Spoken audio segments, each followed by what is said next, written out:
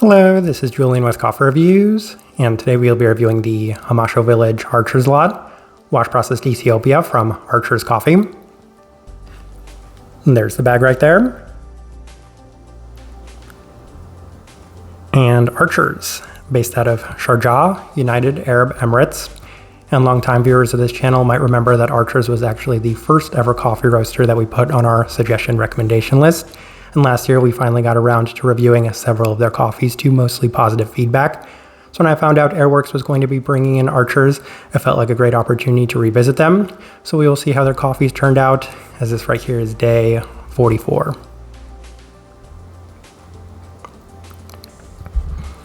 And recipe we went with for this coffee was our standard recipe at a 16:1 water to coffee ratio, brewed at 96 degrees Celsius, about 205 degrees Fahrenheit.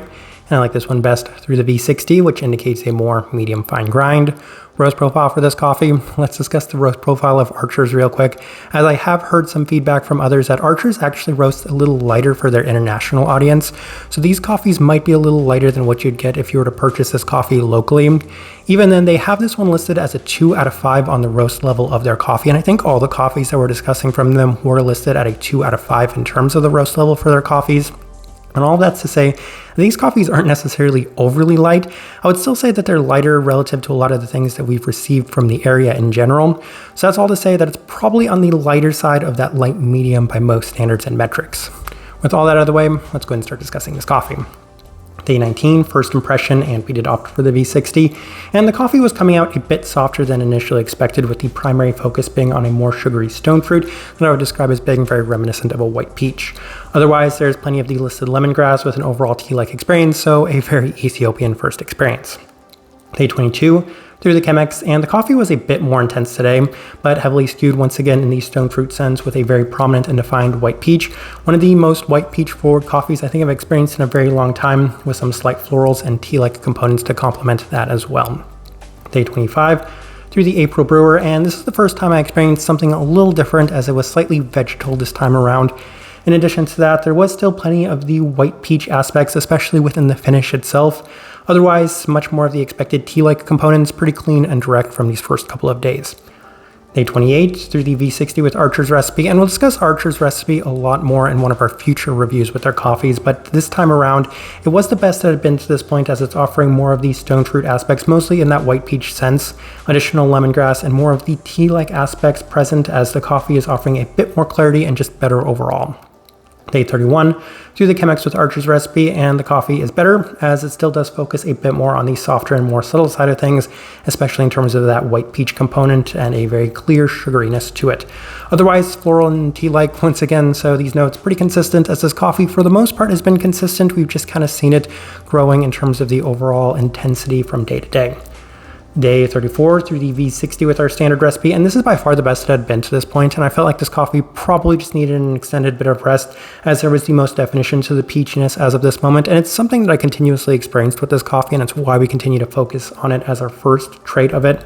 Sweeter too, with nicer clarity, sugary sweetness, better definition to the jasmine aspect. This time I could say that the floral components were a lot more well defined. In addition to that, it feels like this coffee is leading to just overall better results. So we went towards day 37, and we opted for the Chemex with our standard recipe, and it was actually the best it had been to this point, with much more of the peach forward components, as it feels like this coffee has opened up a little bit cleaner, a little bit more defined, with a stronger sugary sweetness to it and plenty of the tea-like quality, so more consistent notes on this coffee. And on day 40, we went back to the Chemex for our standard recipe, the V60 with our standard recipe. And the coffee feels like it's found a very good spot, as it's essentially what you'd expect from a wash-processed Ethiopian coffee, with some slightly higher intensity, sweetness, and focus being on the stone fruit, as well as citric aspects, which is something that I haven't mentioned too much, mostly because this coffee did seem to skew a bit more on the stone fruit side of things for me. A bit more of the listed Earl Grey to go with the fruit intensity, but otherwise I would say extremely straightforward. All right, let's go ahead and put up the tasting wheel, so you can see what we're getting.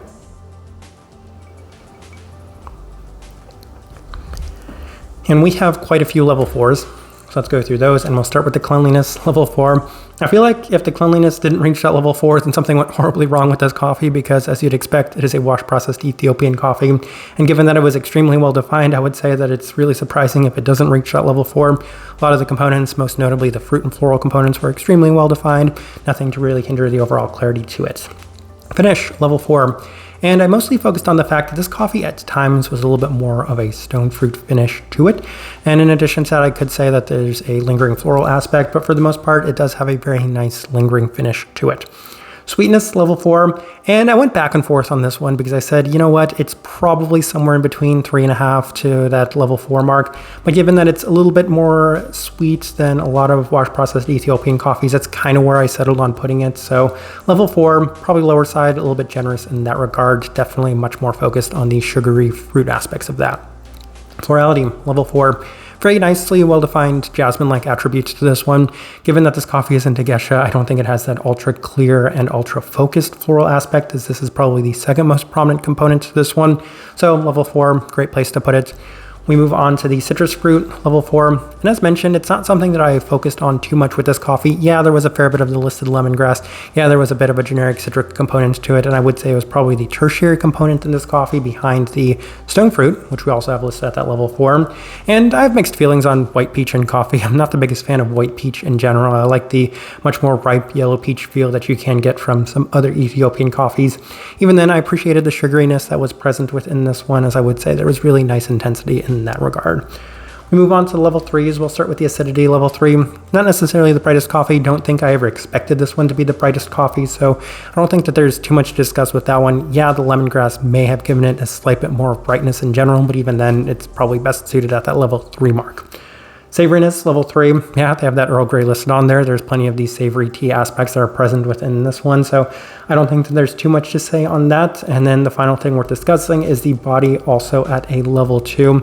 And yeah, this one, lighter bodied cup of coffee. We are working with a wash processed Ethiopian coffee, so that's where I fully expected this one to finish. So as I'm looking at this tasting wheel, I do think it is a pretty good representation of what I was getting from this coffee. All right, so my overall thoughts and impressions of this coffee. Let me actually start with this. So this is actually kind of what happened, and it's a fun anecdote. I had actually purchased this Alto Arbogona from Airworks, and this is the coffee that I was originally planning on reviewing. But then what happened was Airworks reached out to me and said, hey, I got this coffee. They kind of included it. Did you want to get this one too, or instead? And I said, you know what, let's go ahead and add it on. So I was planning on reviewing both of those coffees. The problem was both of those coffees were so unbelievably similar that I decided to only review the one that I liked a little more. And it's actually this coffee right here. This Archer's Lot was a little better than the Alto Arbogona. But outside of that, it's remarkable how consistent and similar both of those coffees were, as drinking them on the same day, one after another, was kind of an interesting experience, given that it felt like I was drinking the same coffee day after day. The only notable takeaway I had was that the stone fruit was a little bit more prominent in this coffee, but outside of that, the notes that they have listed on both of these coffees are the exact same thing, and you could have flip-flopped them, and I probably wouldn't have been able to tell which coffee was which most of the time, mostly because of just how similar those coffees were. I even made a tasting wheel for that coffee, and the tasting wheel looked the exact same as this tasting wheel, so I can't begin to express just how similar those two coffees were.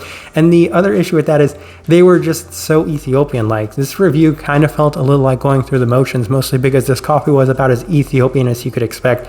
Lighter bodied, clean, fruit, floral, stone fruits, citric fruits, and a little bit of tea-like aspects. So this coffee right here is just about much of what you would expect from a wash-processed Ethiopian coffee, as was that one. And as a result, we decided to kind of, in a weird way, combine these two, because if I would have gone through another review discussing that coffee, it would have been the same, very consistent, a lot of stone fruits, a lot of citrus, a lot of floral qualities to it. So that's to say that, yeah, I enjoyed both these coffees, but it just felt like I was drinking so much of this coffee over and over that by the end I said, you know, maybe I want something a little different, but I'll still kind of give this coffee kudos for being a little bit more on the intense side of things for an Ethiopian coffee. Type of person I would suggest this coffee to. This one is about as straightforward of a wash-processed Ethiopian coffee as you can imagine. So we'll start there. Lighter bodied, cleaner, floral. But then I think the thing that separates it is that it has a bit more of a focus on a sugary white peach aspect to it, which is a little unique a lot of the time, as I don't have too many coffees that skew specifically in this direction. The other one I would say was a bit more reminiscent of what they had listed on there as an apricot, which made a lot of sense because the stone fruits were the only kind of differentiating and defining factor between the two. But I feel like that's the best direction I could point somebody towards on this one, and also the best way I can leave this review. If you by chance had an opportunity to try this coffee or that Arbogona, I'd love to know your thoughts and impressions of it or them as well. If you're enjoying the content, give this video a like, subscribe if you're not already subscribed. This right here has been a review of the Hamasho Village Archer's Lot, wash processed Ethiopia from Archer's Coffee. Thank you for watching.